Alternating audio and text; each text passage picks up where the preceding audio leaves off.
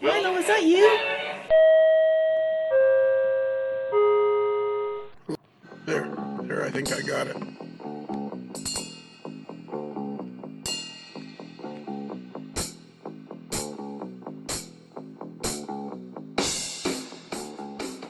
It is your birthday. It is. We're talking to Chris Adams. This is an emergency session. Emergency therapy. Yeah, this is an emergency podcast therapy. I envision the podcast eventually becoming like the Jerry Springer of model railroading. Oh, geez, am I going to get in a fight? No, or how about, or maybe like Maury Povich? Oh, there you go. Yeah. Oprah? Yeah, Phil Donahue. Oh, there you go. Yeah, I was thinking Dr. Phil, but okay. Yeah, Phil Donahue. Yeah, Phil Donahue, because a lot of times my hair doesn't move when I got her all greased up. Because this is like, we're doing this like on the spur of the moment. Because I saw your post today about, it is actually this is Chris Adams we're talking to. Chris Adams from Old Saybrook, Connecticut, who models the New Haven Railroad. And it's what's your Valley Line. Valley Line. And what's your blog called? It is thevalleylocal.net. www.thevalleylocal.net. And yes, you do need the 3 W's. I don't know why. www. And what's your Facebook page? The Valley Local. It's a Facebook group. I'm going to see if how hard. Well, okay, it's group. Is it a group or it's a page? It's a group. It's a group. Yep. What's the difference between a group and a page? You know, whenever I was setting it up, I was wondering that myself, and I don't remember what the difference is, but I remember Tom Jacobs and others recommending that I do a group. Or at least that's my recollection. I found it. The Valley Local, modeling the New Haven Railroad, autumn 1948. Right? That's right. Yeah. And you got 445 members already. And I've gotten a couple. Okay, that's cool. Okay. Well, 445 to be exact. Not a couple. Well, a couple new ones. Can you? That's a problem with the fans page. It just grows like crazy. I think we're up to like 670 or something. And those are just fans of the show. It's very, very cool. It is very, very cool what we've created here, and that's why we're talking tonight. This is actually we are recording this. Chris is still daubing his eyes with a Kleenex. Because wait till you hear how you sound. You're going to just go nuts for this. You're going to be like, after all this time, you even sound better than what we did. What did we do just the other day? Yeah, what did we do just the other day? Fans broadcast. Yeah, you sounded good on that. Wait till you hear this. You're going to go nuts. You're going to be like so excited. Very cool. Yeah. Well, hopefully I don't have to wait so long for it to come out. That's kind of a problem because there's too many people to talk to. Oh my gosh, aren't there though? I know. It's just crazy. I know. This podcast is like one of the worst ideas I ever had. Oh. And you know what the problem is now is there's like right at this exact moment, I have some people I want to talk to. A fella named Bernard Hallen, I think his name is. I'm not sure what Bernard's last name is, but he owns Mini Prints. Oh, okay. I've heard of that. Yeah, and he does 3D printing, which is spectacular. I want to talk to a fellow named Mark Hempel. I want to talk to a fellow named Danny Harmon. And who's the fourth? Oh, yeah, Tony Custer. I think I'm going to talk to him, too. Well, if he agrees to talk. So those are 4 guys I want to talk. And the group keeps getting bigger. And, like, I'll see somebody post. And right now I keep seeing Mike Deverell. He'll post, and I'm thinking, geez, I got to get Mike back on the show. Right, yeah. You know, and there's like that part of that problem grows bigger and bigger because there's more and more people you want to get back on the show. But, of course, you're a special case. Oh, I'm a special case, all right. Not that there's anything wrong with that, but it's just stating facts. No, yeah, not that there's anything wrong with that. So, all right. So today, it actually is your birthday. Do you mind telling everybody how old you are? Don't if you don't want to. No, it's fine. 52. Oh. Just turned 52. And how you feeling these days? Fine, That's good. despite it all. No, feeling pretty good. Good. Not what I expected 52 to feel like. That's for sure. Oh yeah, I felt what do you expect it to feel like? well 30 years ago. I expected to be feeling pretty old and crotchety, and I'm just crotchety and a little old. I know that's the way I feel. I've been always struggling trying to get just the right chair. I'm always struggling just to get just the right chair because I spend a lot of time in front of the computer working on the podcast and doing other stuff, and primarily working on the podcast just to keep the world safe.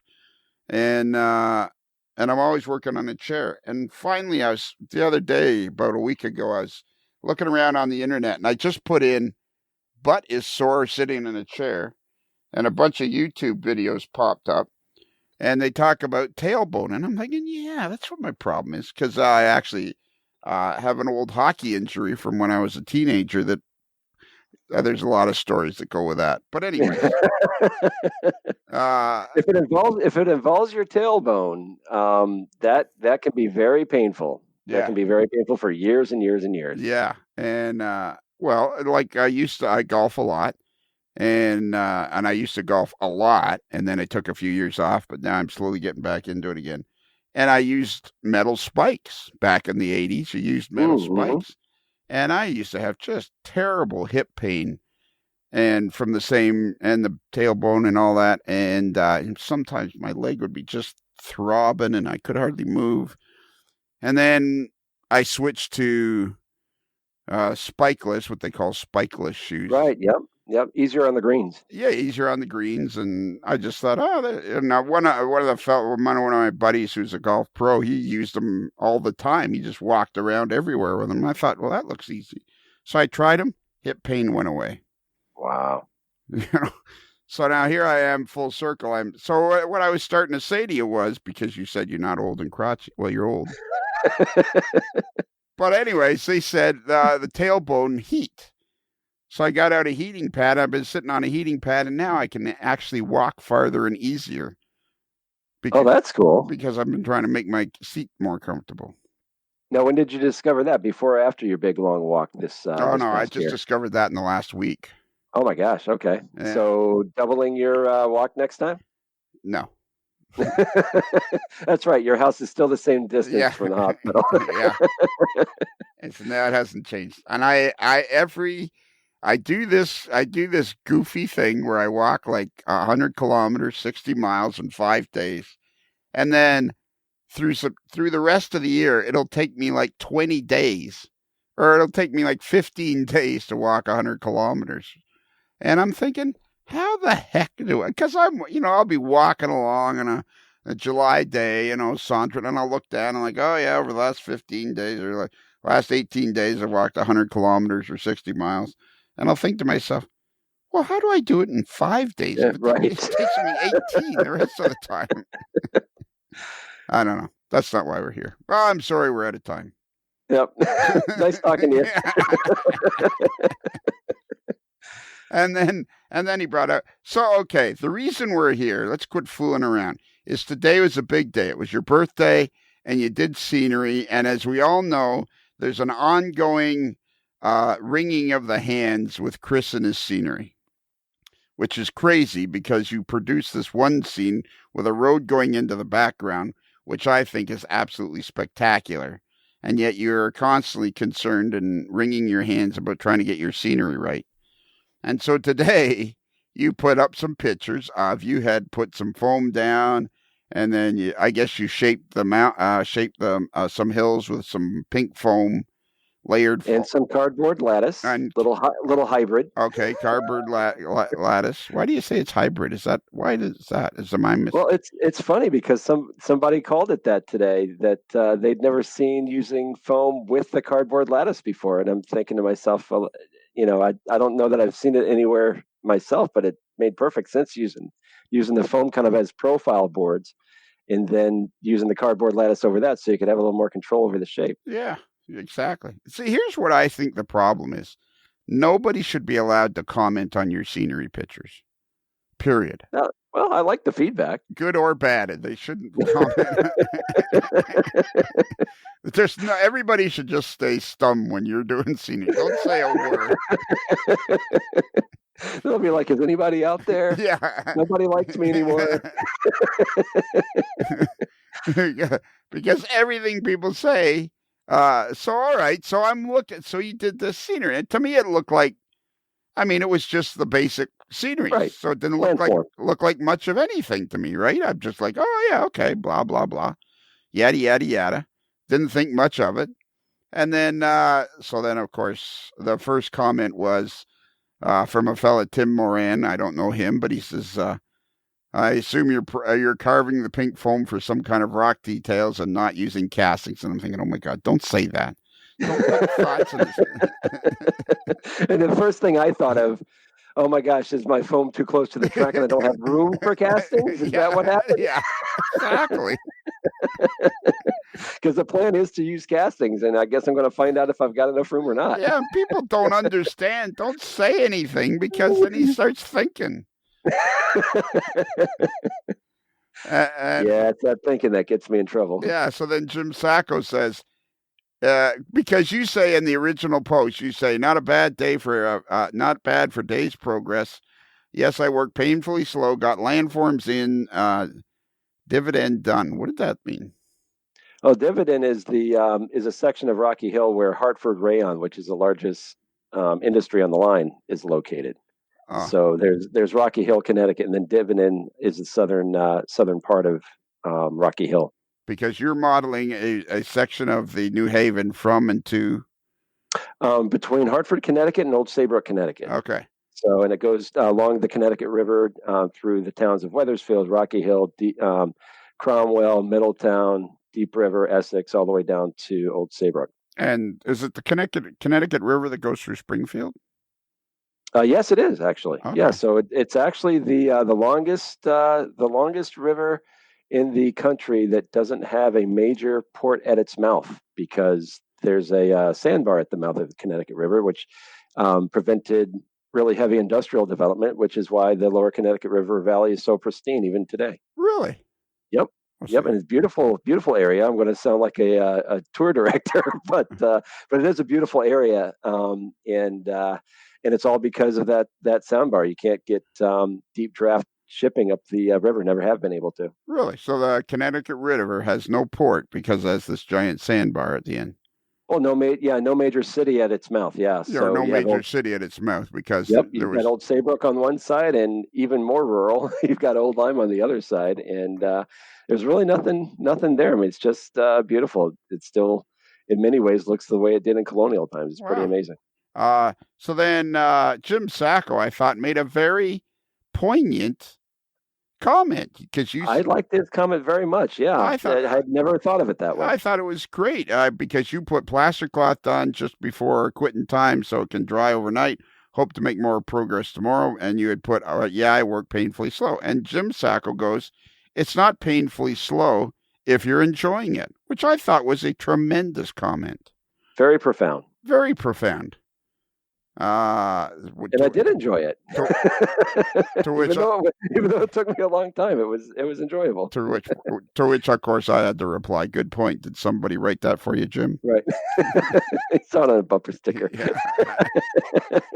And then I wrote, "Oh my God, you've ruined the layout," thinking this was going to be hilariously funny, but you put a sad face with tears. Yeah, can you tell that I'm a little neurotic when it comes to my layout? And then this is what threw me off. So then I'm like, this would be. And then Bill Schneider puts, that's quite a cut. Is it actually there? And I am telling you the truth. If I'm lying, I'm dying. All the sayings, whatever you can think of, I literally face palmed when I saw them. And I'm thinking, don't say that to the guy, for God's sakes. Like, he's just finished it. Now you're not going to sleep tonight, are you? No, that's why I'm talking to you. Yeah. I'm so late. I'm usually in bed by now. I know. And Bill says, that's quite a cut. Is it actually there? And I'm thinking, oh, come on, Bill. I mean, so you put kinda, I know the ruling grade on the line what it is between Dividend and Cromwell, and I know there are some smallish cuts there through there. But this is mostly about trying to stop overanalyzing and obsessing so much over perfectly following the prototype that I failed to make any progress since I think there's been part of my problem with scenery. Yeah, so what you were trying to say is, okay, there's a cut, so you just threw in a cut, somewhat simulate what's there. Right. Right. And also because I needed a scenic break between Cromwell and Dividend, because on the prototype they're something like 6 miles apart. On the layout, they're like 3 feet apart. And so I know that there are hills there, and I know that there is the ruling grade of the line. It's a fairly flat line because it goes along the Connecticut River, but it goes a little bit inland at that point. So there's got to be some cuts there somewhere. I haven't walked the line, but yeah, there may not be anything super deep there, but it makes sense in the layout. And that's one of the things that I kind of came up with. Not a huge epiphany today, but one of the things that kind of occurred to me is that I don't really have enough experience with scenery yet to know whether I've actually got a problem with scenery. But one thing I one thing I know that I've got a problem with is overthinking this stuff, and especially I think it's one of the potential pitfalls of being a prototype modeler is being so fixated on getting it right and so fixated on basically having a museum quality replication of what was there that you get yourself tangled up, or at least I do. I mean, unless you have unlimited time, resources, space, and skill, you're not there's just no way that you can shrink the prototype and have it be a perfect representation. So, and that's true no matter who you are. And where the art of model railroading comes in is being able to convey the impression effectively and plausibly. And if you can convey that, mission accomplished. And that's something that it's a lesson that I keep having to remind myself over and over again, because we all do that to varying levels. We all do that to varying degrees. We have to. We just don't have the space. I mean, that's what selective compression is all about. That's what, um, you know, doing a photo backdrop is all about. You don't have these big vistas. So what are you trying to do? You're trying to convey the impression. And so, I've been obsessing over the backdrop in Wethersfield for literally for years, because I know what Wethersfield looks like. I have so many pictures of what it looked like back in the era that I model. And frankly, there's just no way I can imagine or figure out how to create a photo backdrop that's going to do that. But something, I've got to get more comfortable with realizing, first of all, probably nobody else knows what it actually looked like back then. Secondly, those that do might not really care that much. And thirdly, if I can convey the overall look, I mean, I'm not going to have a vista of the Rocky Mountains on the backdrop. I'm not going to have a seaside on the backdrop. I'm going to have something that looks reasonably similar to what was there. And that should be sufficient. And, the fact that it hasn't been for so long, that I've, beat myself up over it and wasted, frankly, so much time in the hobby obsessing over that is that's itself has been the problem. It hasn't been that I haven't been able to create a good backdrop. It's because I haven't done anything with the backdrop. Yeah, and I think I think you hit on a couple of really good points there, because really from the scenery standpoint, like I've never been a big fan of prototype railroading because for a number of reasons. Personally, I'm not interested in trying to get it right. I was a freelance prototype. I picked an area, and my layout was loosely based on the Thomas subdivision of the Western Maryland, and with that, I went, okay, it's West Virginia, it's mountains and hills and Virginia and all that, and so that I just went with that general theme, and it didn't slow me down so much. But I think what you said is like most people aren't going to know. And if you get the feel of Wethersfield in the backdrop, that's going to suffice. Because really, where the prototype modeling is, it's kind of like a sliding scale. I think Right. I just only actually even thought of that. Somebody write this down. I've got it right here. Okay. But it really is kind of a sliding scale with the locomotives, the cars, a caboose or vans. I mean, with those things, you want to try to get it as close to the prototype as you can. And then after that, there's structures. And depending on the space you have, you can include some of the structures built almost exactly to the prototype. And then from there, depending on the space you have, you can put in the trackage as close to the prototype as you can. But that's when the sliding scale starts to slide, is because you can't possibly replicate the actual trackage. And then after that is scenery. You can't possibly replicate the scenery because there's just so much of it. Right. I mean, what's a scale tree height? I mean, how many people actually even do that in HO scale? I mean, when you remind yourself, and maybe I'll just plaster it to my forehead, but when you remind yourself that all of this hobby is, like you were saying, a sliding scale of compromise. And compromise isn't a bad word. It's just a statement of fact. You have to do that because we have limited your resources of either space, time, skill, money, whatever. So what is your goal? And then understanding that there's going to be compromise in achieving that goal, you pick your compromises. And like you were saying, one of the things you're not going to compromise on, or, if you're a prototype modeler, are going to be the locomotives and cars, the rolling stock, the structures, a few key structures.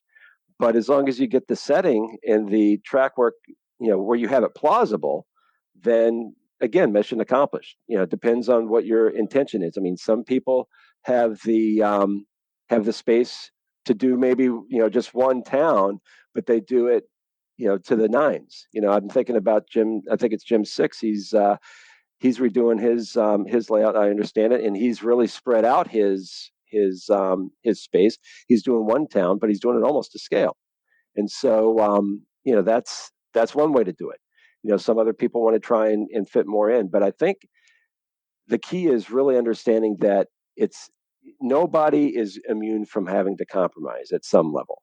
And when you remind yourself of that and realize that, then it kind of opens up a lot of new possibilities, because you don't have to realize you realize that, okay, it's that's just par for the course. I mean, that's part of what we have to do, and that's what the art of model railroading is about, is who does that compromise and conveys the within the constraints of compromise, who can convey the convey most effectively what they're trying to convey. And we do that with all sorts of cheats, whether it's photo backdrops or scenic breaks, like this hill and this cut that I'm doing to create some apparent distance between the two scenes. If you do that well, I mean, then mission accomplished. Yeah, and I think the thing to remember with scenery, like the where we're looking at now, is it's just your basic, 10 feet of track, a straight line of track, passing through some rolling scenery.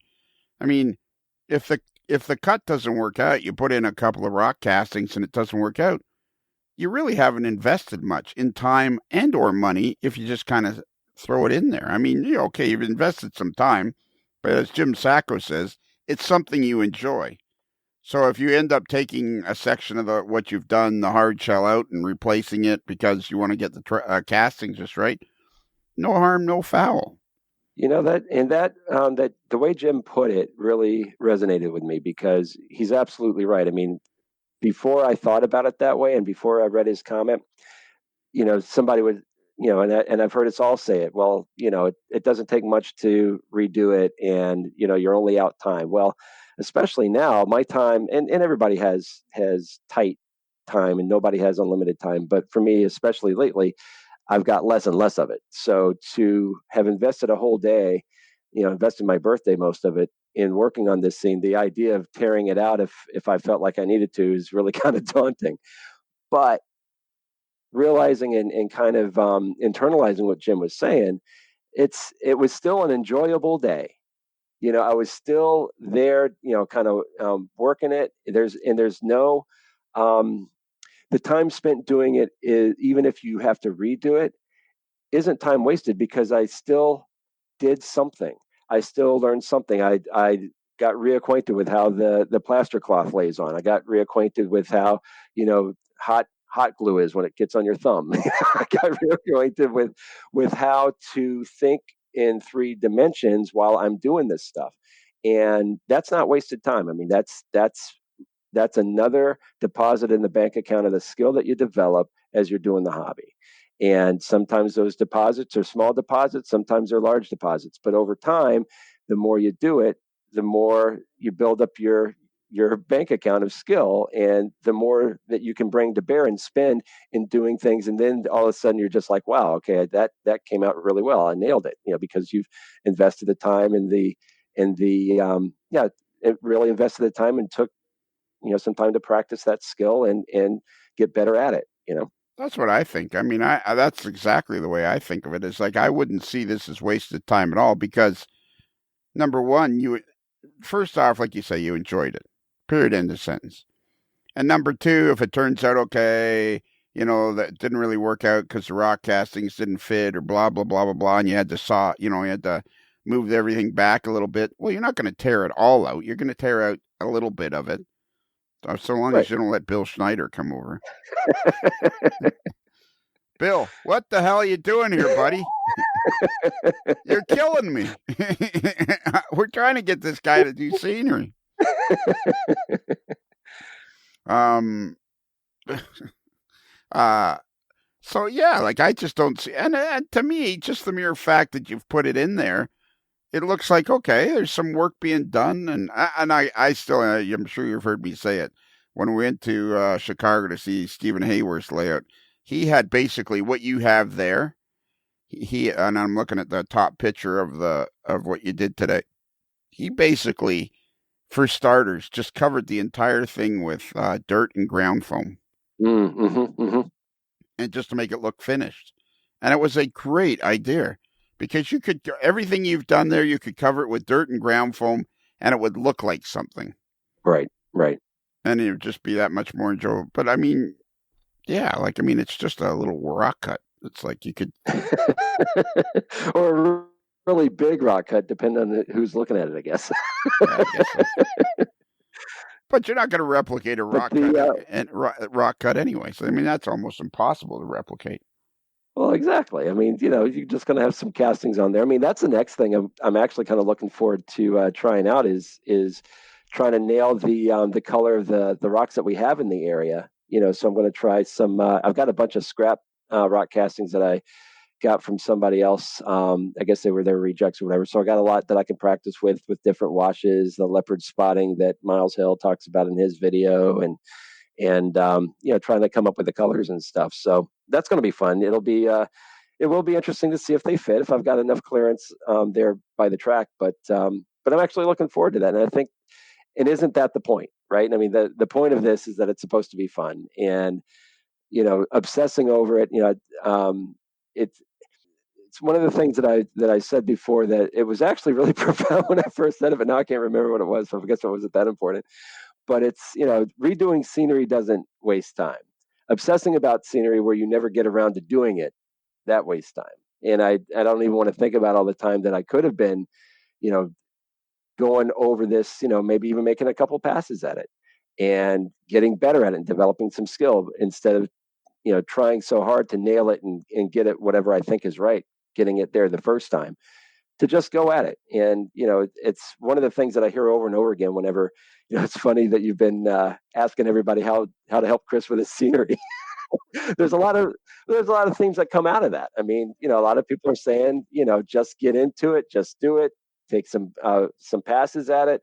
And I think that's really maybe a right brain way of doing things, and a much more left brain where, I'm much more linear, and I'm good at following plans, and I'm really good with locomotives and freight cars and stuff like that. And I think a lot of folks in the hobby maybe like that. That may be what attracts them to the hobby to begin with, and they're really good with that stuff. But then when they get to scenery, all of a sudden they've got to use that whole other half of their brain that they may not use very often. That's more the artistic side, and more thinking less linearly, and more impressionistic, rather than a perfect replication, just conveying the impression of something and being able to do that effectively. And again, that's what I keep talking about, is the art in model railroading is really being able to do that effectively, and so that when people come and see it's not going to be a perfect photograph or replication of a scene. or maybe it's pretty close, but even if it's not, if it conveys the impression and people, recognize it from, oh, that's Rocky Hill, Connecticut, to, oh, that's a really nice New England scene. Everything from something super specific to something general. If you've conveyed what you set out to convey, then you can check that box, mission accomplished. Yeah, it's all about with scenery. Scenery is the backdrop to the play. The trains are the actors, and the layout is the stage, and the scenery is just the backdrop to the. Sure, if you have nice scenery, it's going to make it that much more. I don't think I've ever said this on the podcast as succinctly as I'm about to say it, but I never considered myself to be anything other than an average modeler. Anything other than an average modeler, uh, and maybe even below average. And yet, through my stumbling and bumbling around, I managed to have my layout on 3 covers of Model Railroader because the general feel was there. You were going for, it's impressionist art. You're going for the feel, a railroad feel. I look at the first cover shot of my railroad on February of 94, and it just makes me cringe because the 2 spark arresters that are on the Jeep 7 I didn't cut off the nub, and they sit really high. And every time I walk by that cover, it's framed and in the train room. And it's permanently out there, and I can go to pretty much any train show and find that copy. And it just mocks you. But I didn't let it stop me, but it taught me to be more aware of and I ended up making better models because the next ones that I wanted on the cover, I wanted them to be good looking models on the cover. And I got into detailing better. Spark arresters on your Jeep. Yeah, so in the early days, I made some mistakes, but I continued on. I took more cover photos for MR. I took like a half a dozen all told, and if you don't do it the first time, you're going to do it better the second time, and that's exactly where I see you with your scenery. I think the biggest downfall for you is that you just don't seem to be able to. Like what I started to say was, at best, I consider myself at best an average modeler. You're not going to come to my place and go, ooh and on, this is spectacular. Mine was more, it worked so that we could have fun, but it wasn't spectacular. And with you, your modeling is spectacular. So, I mean, what you're doing, it's going to be very enjoyable for everybody to see. And I think your biggest problem, the biggest thing you're being held back by is, I don't know what you're using as your ruler to guide where you fit in, but your stuff is spectacular. Oh, thank you. Yeah, it's like I said, that East Berlin scene is really nice, and I had a lot of fun with that.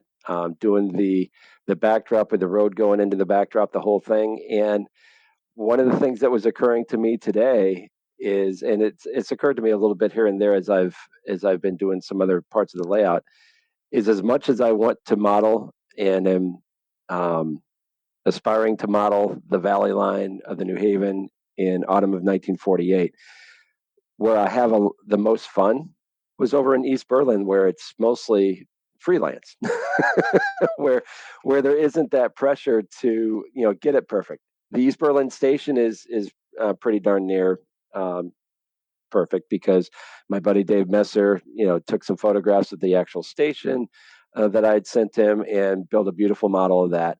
But the other 2 buildings in that scene are nothing to do with East Berlin. I mean, these are buildings that I got from another good friend of mine that was dismantling his layout, and they just look beautiful, and they look great in that spot, right in that corner. So that corner, I mean, it operates as the prototype because that's exactly the prototype track arrangement that was there, and kind of strangely, but very coolly, if that's even a word, the prototype even backed all the way up the branch from Middletown Yard, caboose first, backed all the way up to the end of the Berlin branch to do the switching, just like you have to do on this layout. So operationally, it's prototype, track arrangements prototype, the station's prototype. The rest of it's freelance. The scene, well, there's a the little river there is kind of prototype too because the branch crosses over the Mattabesset River right before it gets to the end of the line there. So that's based on the prototype. But one of the things that I'm finding is that, first of all, the more I know about an area, the more research I have about it, the harder it is for me to unsee it, and make that conscious decision not to try and replicate it. And when I try to replicate it, it's one of those deals where the reach often exceeds the grasp. I mean, there's going to be either limits of space or limits of available photographs or what have you. And so one of the things I'm getting to, and you were talking about that being along the I was going to say on the spectrum, but along that continuum from prototype to freelance, is being okay with having this layout be more and more, kind of like along the lines of what you did with, basing your layout on a prototype but freelancing it, and really having my layout be, based on the valley line, or I have the right towns and I have everything else, but even if it's just something internally in how I look at it and changing my own perspective with it, I think that's going to help a lot. And bonus, it will probably, not only will there be more progress made because I won't be obsessing over every little detail about it, but at the end of the day, it'll probably look pretty darn close anyway. And that's going to be and that's cool. So the area in Dividend right now. I mean, conversely, I've been obsessing over the Weathersfield backdrop for years. I put together a photo backdrop for Dividend in probably 45 minutes. And I've got that, I went through, I take all my own backdrop photos because I try to take them of the area and, where I'm modeling. And in the season, so it's in autumn, so there's colors and stuff. And I had in my mind's eye, what Dividend, should look like on the backdrop, kind of roughly. Went through my backdrop photos, picked out a group that would get me the length that I needed. Boom, boom, boom. Then I flipped them so it wouldn't really look like anything, because there was a house in the distance on the photo, and then when it's a little bit closer, so somebody may go along Candlewood Hill Road in Higginham, Connecticut, and recognize that. Say, well, I flipped it, so they won't even be able to recognize that. But it looks right. And part of the reason why it looks right is A, because I don't know quite as much about Dividend, and there aren't as many photos of Dividend as there are of Weathersfield. And B, I'm on that part in the spectrum where I'm just trying to convey the impression of the area to get it to look kind of like it should. And I'm having a blast because I'm not worried about, okay, well, does that hill curve just right? What am I going to do about getting era appropriate, an era appropriate intersection where the road hits the backdrop in Weathersfield, and making sure that I've got the right gas station, everything. It's like, nobody cares. Just have it be something that looks plausible and conveys the fact that there's something there. But otherwise, 90%, 99% of the time, the operators, whenever they're operating, what are they looking at? They're looking at the rolling stock, the engine, and the right of way. And they're not looking at anything else. I mean, you want to have a nice scene to go through, and anything, to your point, and what Stephen Hayworth's doing, anything is going to be better than pink foam and plywood. So, just keep going at it, right? Yeah, or open grid work. Anything's better than open grid work. Right. Well, especially for keeping your stuff off the floor. Well, yeah, there's that too. But I even find if a guy's gotten along far enough to the point where he's got the pink foam in and he's got the, the base of the shell in, and, like you have there in that picture we're looking at, really, do you care? I mean, you can have just as much fun operating around if it runs well. The Right. scenery's the scenery, I think, is a bonus. It's like the frame to a beautiful picture. It's the bonus. It's the bonus part. So I mean, you can, like you say, you want to. There's structures are a real opportunity to reproduce structures, and if you have to lower them or make them different dimensions, but you can get the general feel. Right. That's something. Then primarily your rolling stock and locomotives, you want to make them as accurate as possible. But then the scenery, I think what you've done is like you're trying to create the feel of what it was like between these two towns. Right. That's all you're trying to do. And I mean, you can kind of slap that together almost in a way. And scenery is something you can go back to without feeling like you're taking the boiler off your favorite brass locomotive. Right. Right. It's just. But when I saw Bill's thing, and I'm thinking, oh my God, now he's gonna Bill, don't stop. No, it's funny because I'm looking at it and I think I've turned a little bit of a corner because in the past I'd be that would be something that would kind of set me back a bit, and I'd be looking at it as like, you're probably right. There isn't a cut quite that big and everything. And now I'm thinking to myself, something, and this is big for me, but I'm thinking, what, I really kind of don't care because because at the end of the day, I go back and I rethink why I did what I did to begin with. And all the reasons I did what I did are all still there. All the It's all the same reasons. I still need the scenic divide between Cromwell and Dividend. I'm not going to redo that whole section of the layout. I'm not going to get rid of Cromwell, to make more open running or anything. And something, it works. I mean, there's a the one of the photos that I have of Dividend back in from my era does show a hill at the south end of that track, right where I've got it. So, was there a cut quite that deep? Maybe not, but something in that section of the layout, I think it really will work. And bonus, it'll give me a chance to do rock castings. There isn't a lot of cutting and filling on this line. So in that respect, it's maybe slightly out of character to have something that deep, but something, it's going to be cool to be able to model the rock castings and try out the colors and stuff like that. And there are cuts on the line. I mean, there's one that I'm going to have to do at the north end of Deep River that's pretty cool. So this would be a great place to practice it, where people aren't really as familiar with that area like they will be in Deep River. For anybody that comes to the Essex Steam Train and rides it. But getting back to Jim Sacco's point, I'm having fun, and it's something, I had a great day. I was, at the risk of giving a shameless plug, I was listening to the AML most of the day, catching up on the back episodes, and just having a great time, just down there getting my hands dirty and doing some scenery, listening to the podcasts and catching up on some other podcasts. And how lucky am I? That's exactly what you want to be doing, spending your birthday doing that sort of thing. Having some nice time down doing your hobby and without too many distractions and just enjoying it. And isn't that really what the point is? And if you enjoy it and you're not obsessing over it, you're going to do it more. And if you do it more, you're going to make more progress. Exactly. And there you go. And your biggest thing is you have to somehow come to grips with, you're pretty darn good at it already. So it's like, I understand we all want to be George Chelios, but we're not all going to be George Chelios. But your quality of your layout is easily top 10% or 20% of the whole country. So well, thank you. I appreciate that. I mean, but I think Gordy was saying that I forget on what podcast he mentioned it, but he meant it was one of the ones that I was listening to at one of the back issues, and he said there's some scenery there and it's really good, but it's a nice layout, but it's going to take him forever to finish it because he's doing it to such a high level. It's like, well, yeah, I guess that's true. If I only had a 2x8, I'd be golden. Yeah, well, and that's the thing, eh? I mean, that's another discussion altogether. Oh, excuse me, I just have to play the Bob Hope entry music because Ron from Ron's Trains, this thing has crashed into the studio.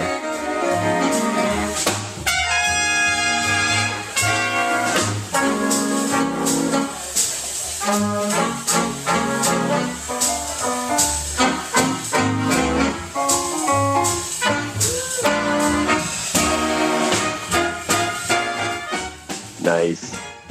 Ron? Good evening. Good evening. Lionel? Is there something we could do for you? No, I'm just eavesdropping. I would love for whenever you come in, every time you come in, Ron, every single time, you've got to do your intro. Because every time I see your name, I think of that. Do a little Ron's Trains and Things for us. Hi, I'm Ron of Ron's Trains and Things, and if you'd like to see more model railroad tips, tools, and techniques, then be sure and subscribe down below and click that little bell icon so you can catch future videos. I love that. I'm sorry, I just love that.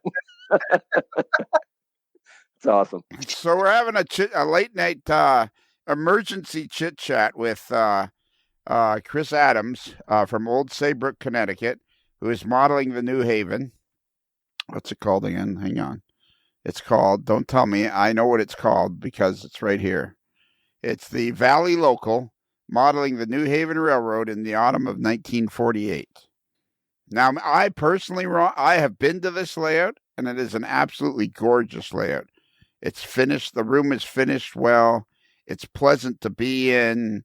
It's just a very fun layout to be around. Now, I've never seen any trains actually run on it.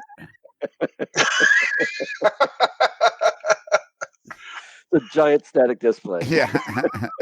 we all have our different priorities. So, Ron, we're going to give you a chance to stick your 2 cents worth in. So here's the scenario. So it's Chris's birthday. Have you got anything you want to say? Yes, happy birthday. I actually sent him a birthday wish on Facebook earlier today. So wow, how much did that cost you? I did see that, Ron. Thank you so much. How much did that cost? Absolutely. How much did that cost you? Well, it's that time of year. Was in a giving spirit. Nothing. It's so early in the year. Nothing says I love you like happy birthday, Chris, on Facebook. Like, right. Try not to put yourself. It's a personal touch. Yeah, try not to put yourself out. Facebook official. Right. Well, I've long said that Facebook really is just a great big birthday reminder calendar. It's basically it kind of is. Value.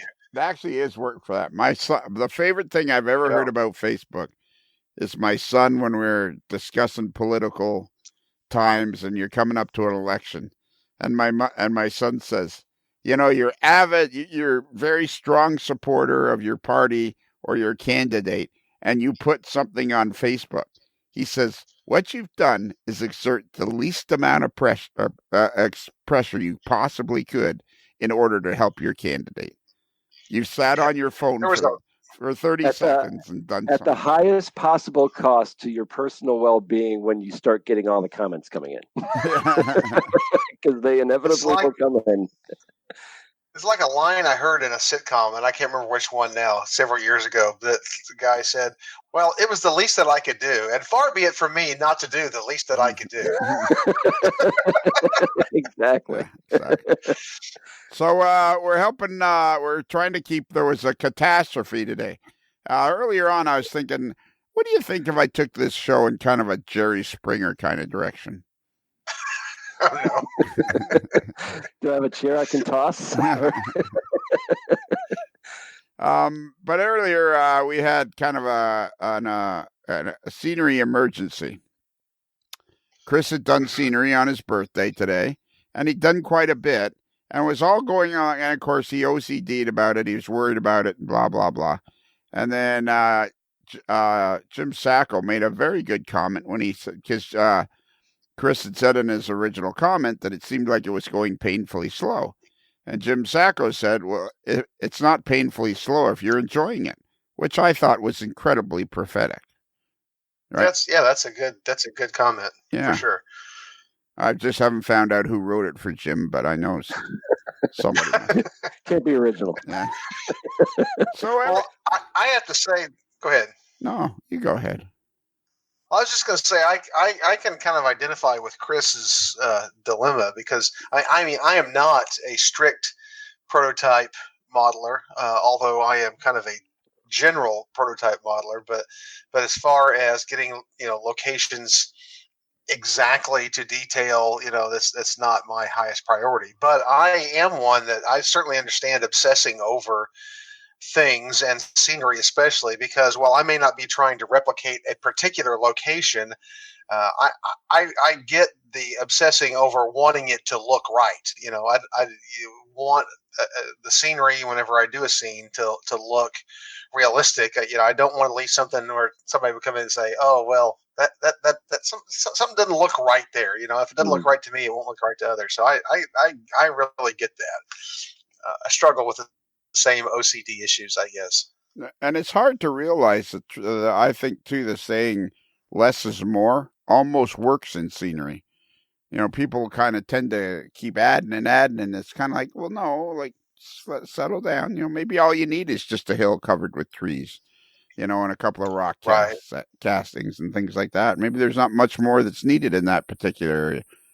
I always thought of 100 years ago, I was driving through West Virginia, and I was obsessing over trying to get my hills to look right in the early days. And I'm driving along somewhere north of Beckley, West Virginia, looking up at some mountains that are off to my left. And I suddenly realized I couldn't make out any of the trees that were a half a mile away. All it was just looked like big puff balls of green. And once I realized that, it's like I stopped trying to model the forest, and it's just I just added a whole bunch of polyfiber and covered it with green, and boom, there it was. There was a forest off in the distance, just that fast. It can be really easy to do scenery if you really stand back and kind of squint your eyes. You're gonna realize there's not a whole lot of definition in scenery. If that makes sense. That's exactly what we were talking about before. It's impressionist painting as opposed to an actual photograph, right? I mean, it's conveying the impression of the scene, and to Ron's point, having it be plausible, having it be not jarring to the eye, having it look natural, but it doesn't have to be a perfect replication.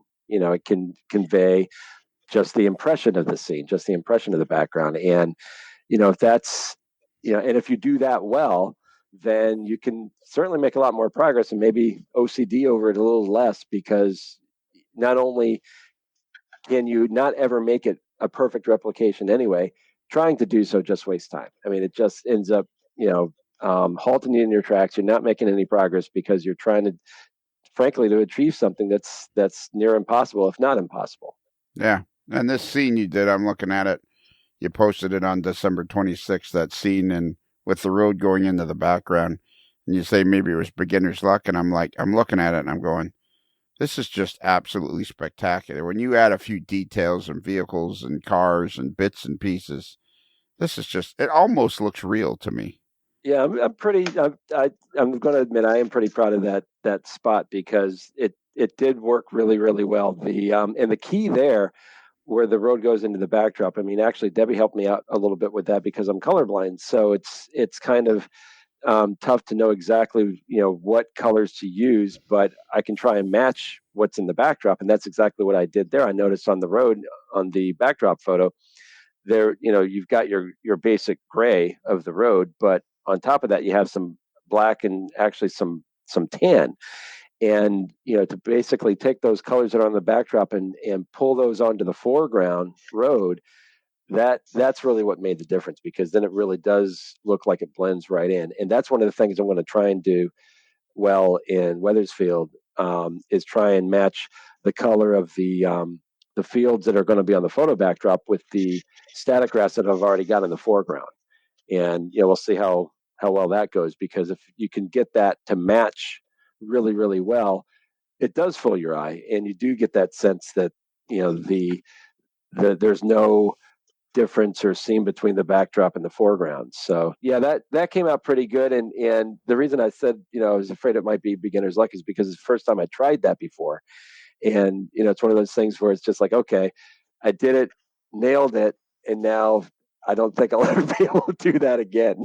So so there's that pressure as well. It's like you hear about the novelist that their first book becomes a bestseller, and then they're just like, oh my God, now I have to write another one. No pressure. I think one of the things I'm looking at that picture now, and this kind of goes back to what Lionel was saying a while ago too. A lot of times trying to do too much detail too far back in the scene can almost hurt you rather than help you. Getting a couple of really nice detailed hero items, up at the very front of a scene can suggest a lot of detail, further back, that if you try to model it, it looks out of proportion. Because, like you say, as you get further away, you don't see those things. So, like in the scene of the road, I mean, you can see the cross bucks in the front, and of course the structures and the static grass, and it blends into the backdrop, where you don't see all of that detail. You don't need to. You shouldn't see all that detail Right. because it's further away, and I think really makes a big difference. Well, another little bit of an epiphany when it comes to realizing, or confronting the fact that you can't, even if you're a prototype modeler, you can't ever hope to do these things perfectly and perfectly get everything exactly right. Is in Weathersfield, there's a factory there called Grey Rock, and I did a mock-up to scale because it was very important to me to have, again, because prototype modeler, I wanted it to be right. I wanted it to be to scale, and the station was to scale, so I wanted the Grey Rock building to be to scale. And so I did a scale mock-up, and it overpowered the scene. I mean, it was huge. And to your point, Ron, it actually looked wrong, even though I knew from a left brain standpoint and from an engineering standpoint, it was perfectly right. It was the exact right size. It was, the exact right scale, but it overpowered the scene.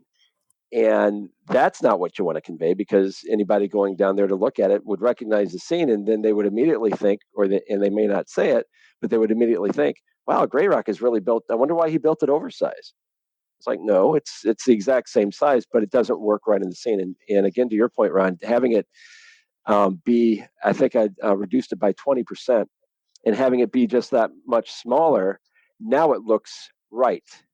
And that's the right brain part, right? I mean, it's not from an engineering standpoint, an architectural standpoint, or scale standpoint, it isn't perfect. It isn't to the proper scale.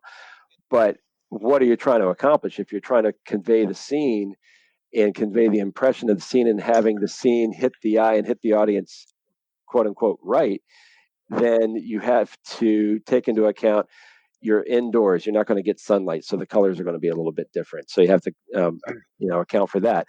You've got to account for the fact that even though I've got the buildings in their proper spaces, they're still not, hundreds of feet apart. They're only dozens of feet apart on the layout to scale. So you have to account for that and that compression. The fact that the scene itself is only 2 feet deep, and what is that in HO scale? Maybe 160, 200 feet scale, and you're trying to convey something that's maybe a quarter mile deep.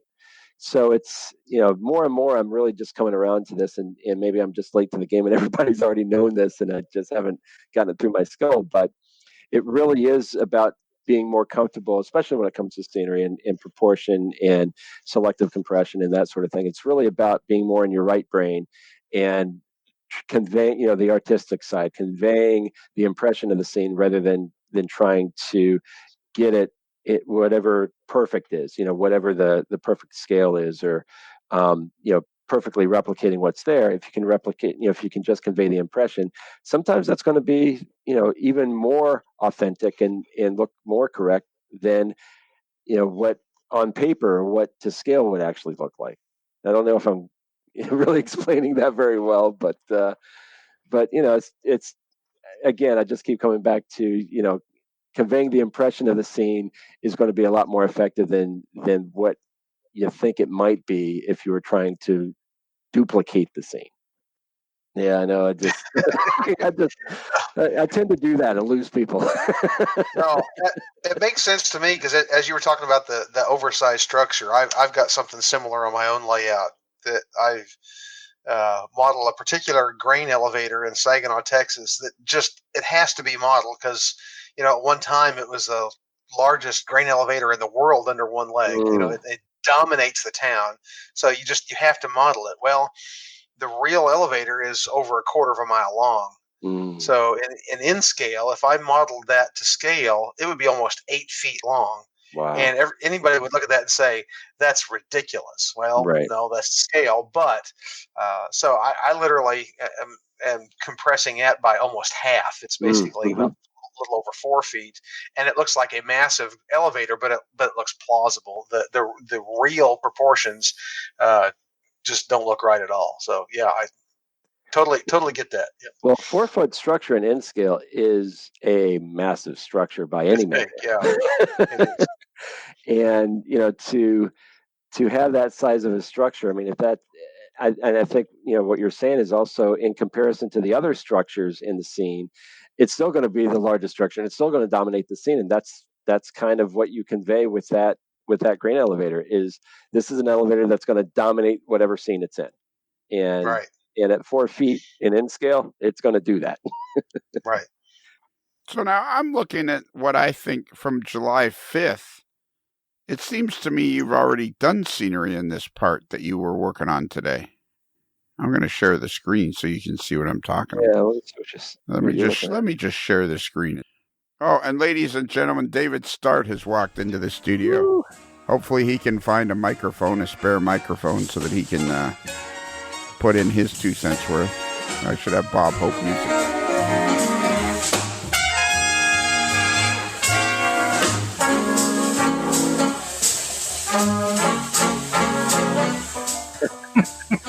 Evening, everyone. Hey, David. Hey, David. David. We're having an emergency session with Chris Adams about his therapy session on his birthday. Yeah, look at that. I'm thinking the podcast kind of takes a Jerry Springer kind of twist to it. Only at times. Yeah. So okay, can you see this picture, Chris? Yes. So that's I'm glad you brought that up, because that is the landform that had been there for probably since 2012, I'm guessing. So when Bill Schneider built the Rocky Hill scene, which is to the north of there, to the far right, you look in the background on the right, you see the trees and stuff. Rocky Hill Station and the freight house. Bill Schneider built that scene. So again, I can't take any credit for some of the scenery on the layout, because Bill's done it, and Old Saybrook as well. But whenever Bill was building the Rocky Hill scene, my buddy Pete Lucchini was doing the landforms down south of Rocky Hill in this dividend section, using the cardboard web and the plaster cloth and stuff like that to give that general effect of the rolling hills. So, and that's literally how it looked for the last 8 years. And the more I learned about dividend and what I wanted to have behind the tracks, between the tracks and the backdrop, needed to be much flatter. So I went through this whole thing over the summer, during COVID and having some more time to basically flatten that whole scene. And as it turned out, the backdrop was the bottom edge of the backdrop was just below that lowest dip in the scenery there. So to flatten that area, I actually had to extend the backdrop down. So I had to add a strip, like a 4-inch strip of masonite and tape and top all that in.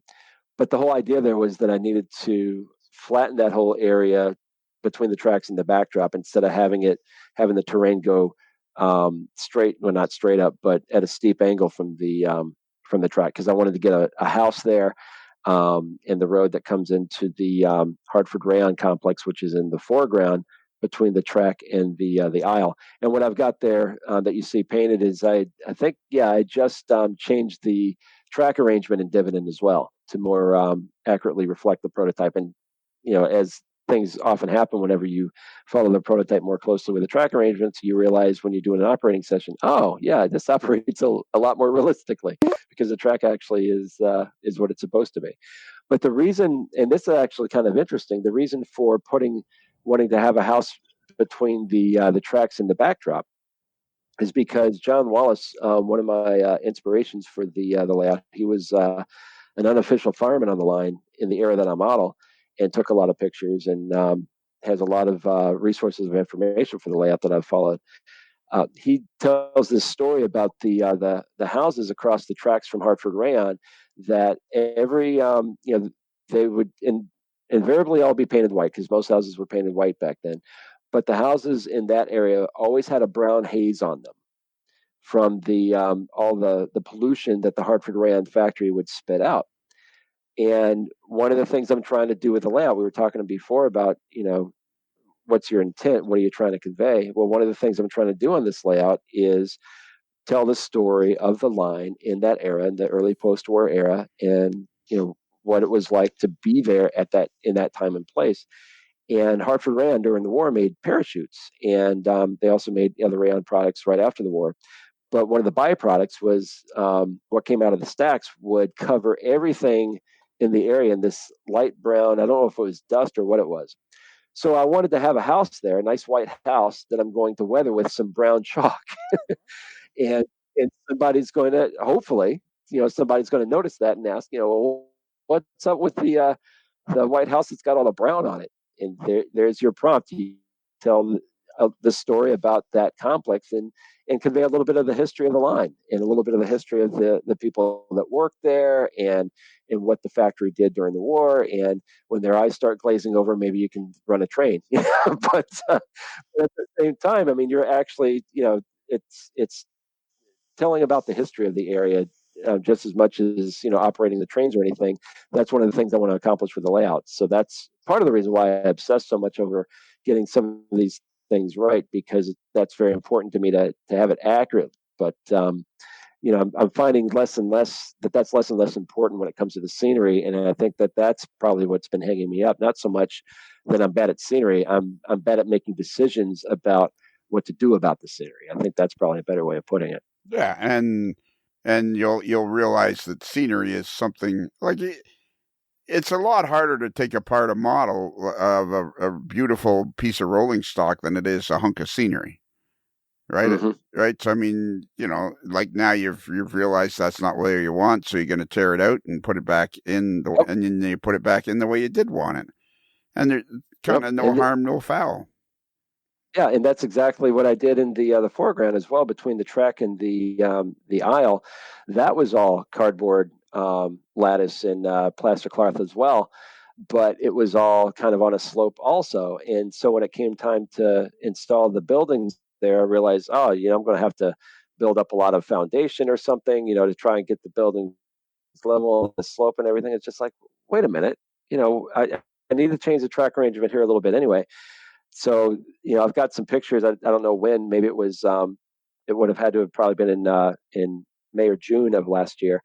And I just took, to your point, it doesn't take long to take this stuff out. Just took a steak knife and off I went with a saw. And in about 20 minutes, that whole section of lattice and plaster cloth was gone. And I spent the next couple of evenings just putting in some supports, and I backfilled it with foam, so I'd have a nice flat support for the buildings.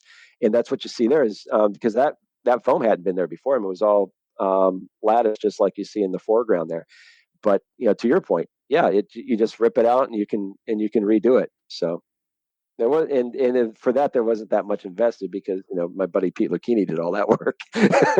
So, but the lattice and the plaster cloth, I mean, that's no problem at all to just kind of rip that out and redo it with something else.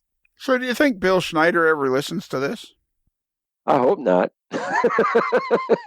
No, I think he does. I don't. Yeah, I know that he's pretty busy with stuff. I just don't know how often he'll listen to the podcast. I know that I mentioned this to him, pretty often. That I'm on there and we have a great time. But yeah, it's funny because he. I know exactly what he meant by that comment because he and I are, it's well, I don't know if this is the right analogy, but it's almost like having a best friend that has one of the reasons why you're the best friends is because you have so much in common and you think about things very similarly and everything else. But sometimes that can be a bad thing because it means you might have the same sort of blind spots, or you might have the same sort of because you look at things the same way.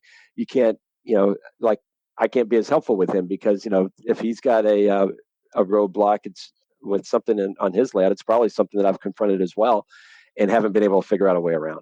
But his layout, whenever I first saw it, and this was before I knew him, I knew that what he was doing was exactly what I wanted to do. I mean, he models the New York Interior and Western, and he had done it on a 2-deck layout in a small spare bedroom, back long ago. He was in some of the magazines and stuff.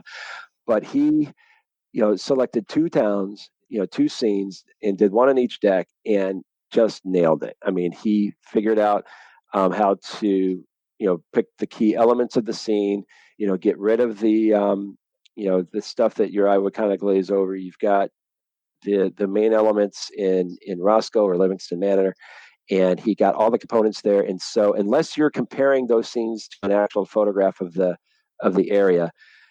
If you have any familiarity with the area at all, you know that's exactly that town. That's exactly Roscoe. That's exactly Livingston Manor. And he's really, really good at that. And I love to hate him because he's a whiz at structure building. I mean, he builds these things so quickly.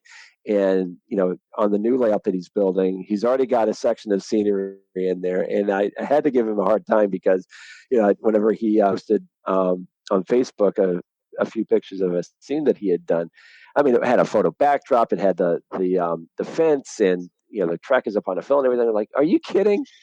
I've been going crazy trying to, months and months and months of obsessing over this, and and what seems to me, at least from my perspective, looks like 20 minutes, and boom, he's got this beautiful scene. And nailing it. He's got the look and feel of that section of New York State, and he's just really, really good at that stuff. And so, it's like playing tennis with somebody that's a lot better than you. You're going to get better, but sometimes it's a little frustrating because you want to get better more quickly, and sometimes you just got to be patient and keep practicing. And he didn't learn that stuff overnight. I mean, he's much more artistic than I am, and it's more of that bent, and so it comes by it a little bit more naturally, but still, I mean, you've got to develop these skills, and that only comes with time, and that only comes with practice. And these cliches become cliches because they're true, and practice makes perfect. And if you don't first succeed, try again. And I just gotta really get that ingrained in my brain so I can just keep going at it. Don't if Bill comments again, I mean, we'll just have to smack him or something. You absolutely have to get him on the show. Absolutely, even though he doesn't listen to it. And we've interviewed Jason Sharon a few times, but he doesn't listen to it. Well, that's going to cause problems. That's going to cause a rift when everybody finds out. Well, I think we've managed to probably accomplish not much of any. Do you feel better? Oh yeah, absolutely. I mean, it was an excellent day, and I got a lot accomplished. And one of the things after the podcast, I mean, I was so concerned when I saw his comment, and I'm thinking, don't say that. No. It's funny because whenever I had the first reaction that you did whenever I first saw it, I was like, crap, he's probably right. I don't think there is a cut that big in that section of the railroad, but I think it was a pivotal moment for me because I looked at the comment and I knew exactly what he had meant by it, and I looked at it, and maybe a couple months ago I would have been like, crap, I'm going to have to tear all that out, and now I'm thinking, it doesn't really matter. I mean, there probably was some sort of cut between those two areas. It really works in that scene on the layout. So, the plaster cloth is in. By tomorrow, it'll be dry. I'm going to be adding some rock casting some point later this weekend. Is this scene here where there's a boxcar on the ground? Is that on your layout? Yes. Yeah, that's Weathersfield, and well, the what boxcar. Are you laughing at? I'm asking a question because I have a question. So is that on your layout? Okay. So I mean, yes, it is. It's done very well. You seem to have a really good ability to. You seem like you're a good modeler, so therefore it seems to cross over into whatever you set out to accomplish comes out pretty good, darn good. Yeah, it does eventually, and I think one of my frustrations is that it just takes so long to get there, but it does look pretty good. The boxcar is there because I needed to hold up the picket fence while it dried. Right. But you're a strikingly good-looking man too. Okay, thanks.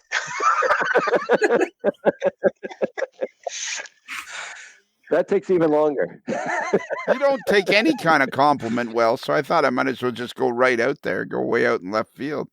I mean, thank you. What you've done here is beautiful. So just accept the fact that you're better at this than you realize and just plod along and get it done, because you'll have more fun going back and improving it than just staring at empty space. Exactly. That's what I'm going to do. I'm just going to keep plugging along, and today I think was a start toward that, and I'm just going to keep moving forward. I don't know. I think this is a show. I think this is a Monday show. It might be a Patreon show. I think we're done. I think I wouldn't make anybody pay for this. Well, maybe you wouldn't. You know who else has joined us? Uh-oh. Stephen Atwell from Midwest Model Railroad. Say hi, Steve. Hi, Steve. What do you buy all your? Where do you buy your supplies, Chris? Well, I'm going to be buying them at Midwest Model Railroad. Are you a $10 Patreon member? Are you a $10 or $5 Patreon member? Am I? Yeah. I'm at $5 right now. If you go to 10, you'll get 5% off on anything you buy at Midwest Model Railroad. I have to get my shopping list together. Plus, you get shirts that you can't have unless you're a $10 Patreon member. There's like a whole plethora of shirts. So I'll have something to wear in case my house catches on fire. Yeah, exactly. We already have some, but every year you get you get another free T-shirt, and the ones that come with Patreon are only available if you're a $10 Patreon member. See? Okay then. Yeah, so there's like 3 shirts you don't have access to, even though you're like my best friend in the whole world. I can't give them to you. Gotcha. Well, I did get a promotion, so I'll so maybe I can step things up a bit. Yeah, step up to the $10 level. There you go. So get some more T-shirts. Get some more T-shirts. You're going to get a green one, a yellow one, a maroon one, and I think I'm going to make a new Patreon $10 Patreon one too. So something really cool. I'm not sure what yet. What do you think? Help me with my scenery. Yeah, help me with my scenery. Help Chris with his scenery. I like that. That's actually a good T-shirt. Steve, we could sell that one on the website. Help Chris with his. I'll have to start working something up. Yeah.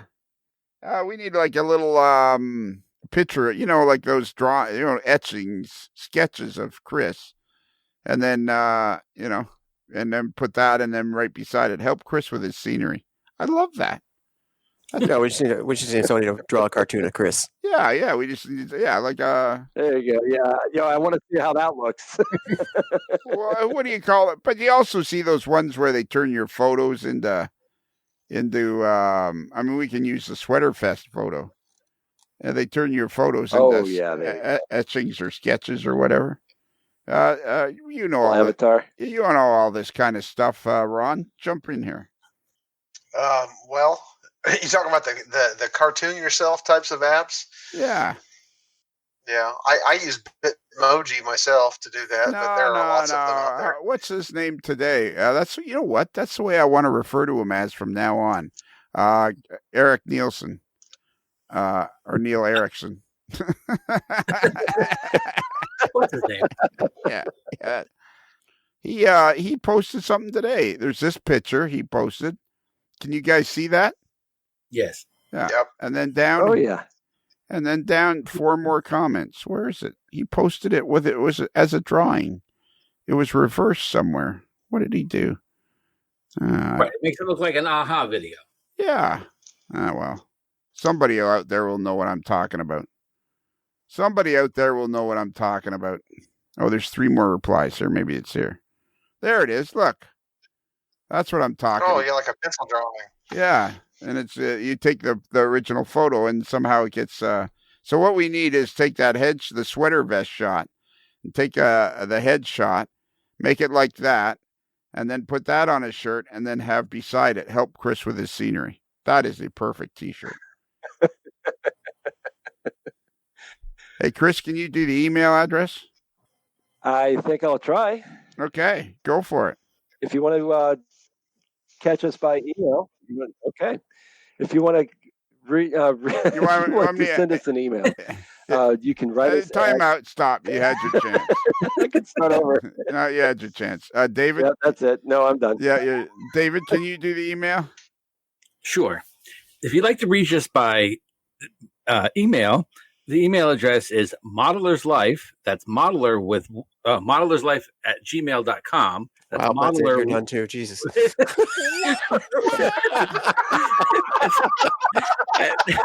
What did you say, It's not so easy, is it, David? What did you say, Stephen? I said he's done too. Good Lord, we're just falling apart. he was doing all right. He was doing all right. He was doing all right. You're being very critical, Stephen. That's. Yeah, we'll start again. David, I apologize on behalf of Stephen. If you would like to reach us by email, you can email us at modellerslife@gmail.com. That's modeller with one L like Lackawanna, not two L's like Valley. Beautiful. Ooh. Beautiful. And we have a website, modellerslife.com. And if you go there, you'll see all the shows, upcoming shows, old shows, some clinics, crew. You'll see pictures of the crew. You'll see all kinds of stuff. And if you press on the face of the moderately agitated male boy in a particularly agitated state, you'll be able to send us email directly. And also, if you go to Midwest Model Railroad and you go across their website, midwestmodelrr.com, if you go there and you click across their navigation bar and you click on AML, you will find a cornucopia, a glittering wide world of all sorts of AML merchandise. Hats, hoodies, mugs, T-shirts, everything. Soon there'll be a T-shirt that says "Help Chris with his scenery." There can be a T-shirt for everything. What else was I going to say? Well, that's about it. And after that, you can go shopping at Midwest Model Railroad, and they have over 11,000 items that you can choose from. Is it exactly 11,000, Stephen? I couldn't put it on 11,000 exactly. No. No. Would you say it's like 11,020? It's more than 11,000, but it ebb and flows every day. Oh, does it? Yeah. Like sometimes you just say, "I'm not selling that anymore." Yeah. Mostly rolling stock. I'm not selling it anymore. I can't get it anymore. I'm not selling it because I can't get it. Chris, we created a whole show here. I don't know about that, but well, I don't know if anybody wants to hear my mental ramblings. Well, they're listening to my ramblings, so they must want to hear yours. Okay. It's an hour. That's cool. It's an hour and 31 minutes. Nice. That's a show, buddy. We just created a show. Somebody, somewhere, one of our... All about theater. Yeah, somewhere around the world right now, as you and I are speaking, someone around the world is enjoying our conversation and enjoying listening to you struggle with your scenery, and you've inspired somebody to move forward with their scenery. Well, if we've done that, that is super worthwhile, because if I can help anybody get beyond any of the hurdles that they're getting into with their scenery, that'll be a huge accomplishment. And whenever they get through those hurdles, they can tell me how to do it too. David, you're a connoisseur of all things AML. Sure. Was this a show or was it not? Oh, yeah. Definitely a show. There, see? That's all you need to know, Chris. Nice. Yeah. If you want to listen to Ron's Trains and Things, he's the official videographer of the AML Network. Go over to Ron's Trains and Things over there on YouTube. Hi, I'm Ron of Ron's Trains and Things, and if you'd like to see more model railroad tips, tools, and techniques, then be sure and subscribe down below and click that little bell icon so you can catch future videos. How many subscribers you got over there, Ron, on the old Ron RT? What is it, Ron's Trains and the RT? Ron? I'm getting there. RTNR. You were 75% right. What is it? R? 30. It's because the R is backwards. Well, it's R. Throws him off every time. It's RTNR. Ron's Trains. It's RT and T. Things. Oh, things, right? Yeah. We don't know what The answer to your question is 32,000. At 32,000 subscribers as we speak. Wow. I thought you had 33,000. You just sent me a text today saying you had 33,000. The answer to your question is I have 33,000 subscribers as we speak. Yes, you're correct. I don't even know what I am. Yes, I just broke 33,000. That's correct. And Congratulations. yeah, when you go over there to listen to the show, the first thing you'll hear is... Hi, I'm Ron of Ron's Trains and Things, and if you'd like to see more model railroad tips, tools, and techniques, then be sure and subscribe down below and click that little bell icon so you can catch future videos. I think he's got another little button so he doesn't actually have to say it anymore. Yeah, it's like the easy button, except it says that whole thing. That's beautiful. All right, Chris, are you ready? Was that plug for Midwest Model Railroad good enough, Stephen? Yeah, of course. He said with enthusiasm.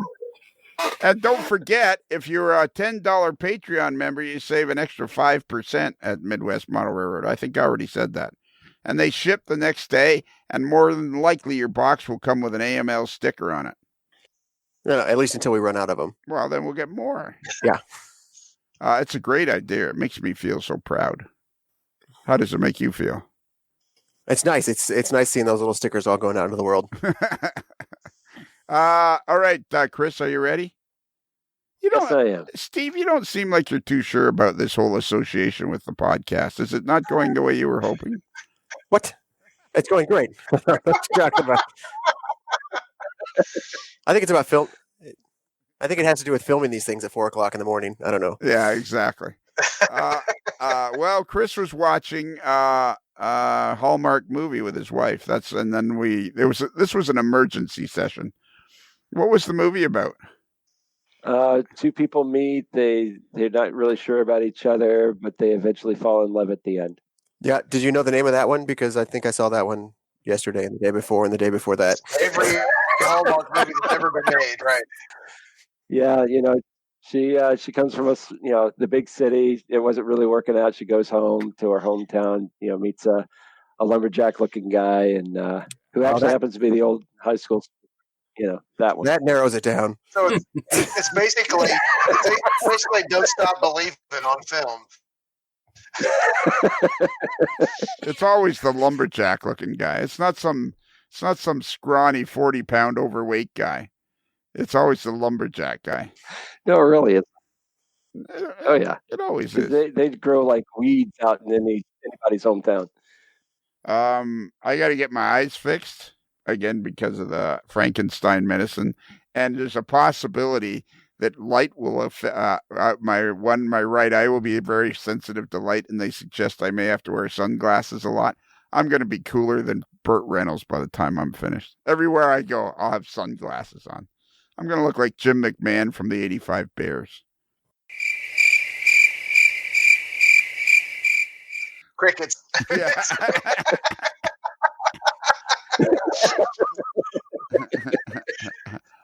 All right. That's it. I think we're done. Are you ready, Chris? I'm ready. Just like he was ready for the email address. Yeah, exactly. Oh, geez. You and Kelly ought to get together. Kelly worries about everything. I've decided that not only is he the modeler simply known as Kelly, he is also the purveyor of all doom. Maybe it's a kinetic. All right. I'm ready.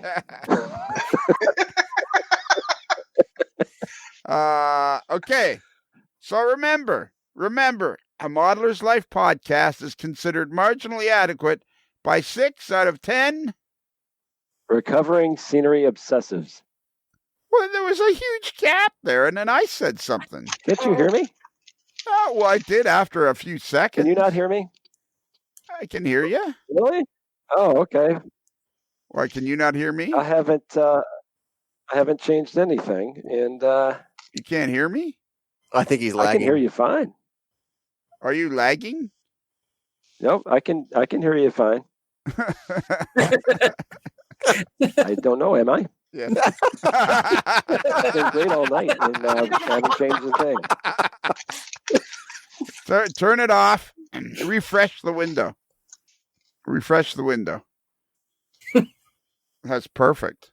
Right at the end of the show. Everything. All right. You can hear me okay now? I can. Did you refresh the window? Can you hear me? No. Did you? Let's see. Let me refresh the window. Yeah. Why don't you do that? This is gold, Jerry. It's gold. It'll be even better when he listens back to it. Are you there? He's not coming back. He's probably locked out. Oh, yeah, I locked him out. Yeah, don't let him back in. Are you back? I'm back. Is that any better? Can you hear me now? Yeah, something.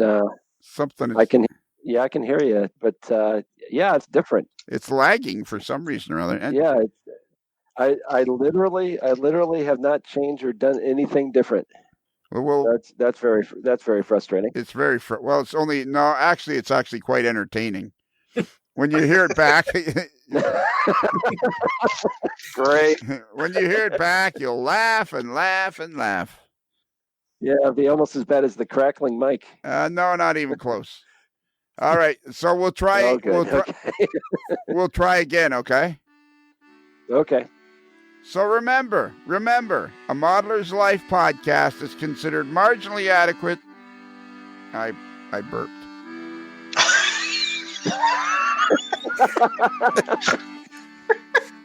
One last. Sure, that couldn't lag. That's how we stretch out the show. So remember, a Modeler's Life podcast is considered marginally adequate by 6 out of 10 recovering scenery obsessives.